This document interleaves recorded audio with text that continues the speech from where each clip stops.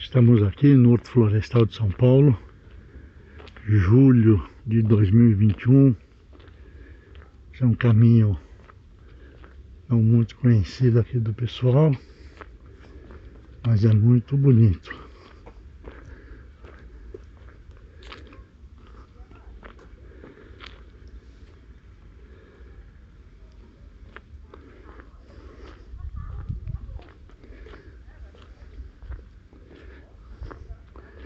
E aqui nós temos a estátua de São João Gualberto, que é o santo protetor das florestas.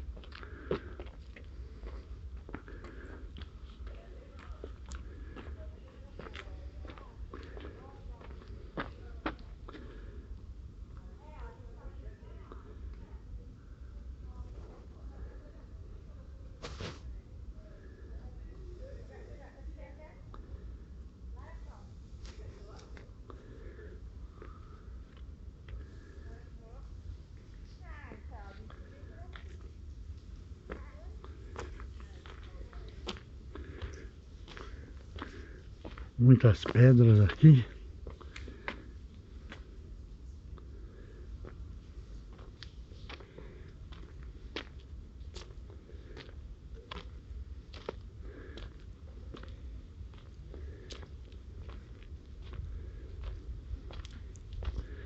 Vamos tentar chegar mais perto lá de São João Gualberto.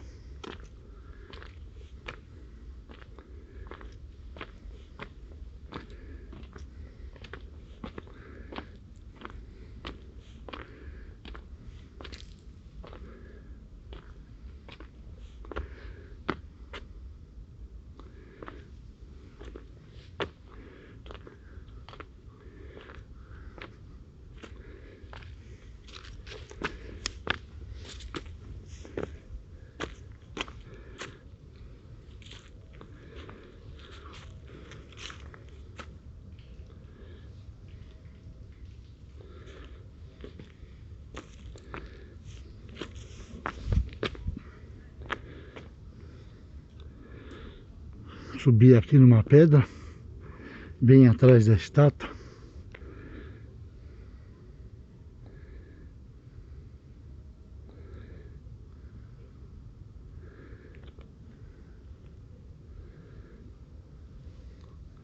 Muito bonito.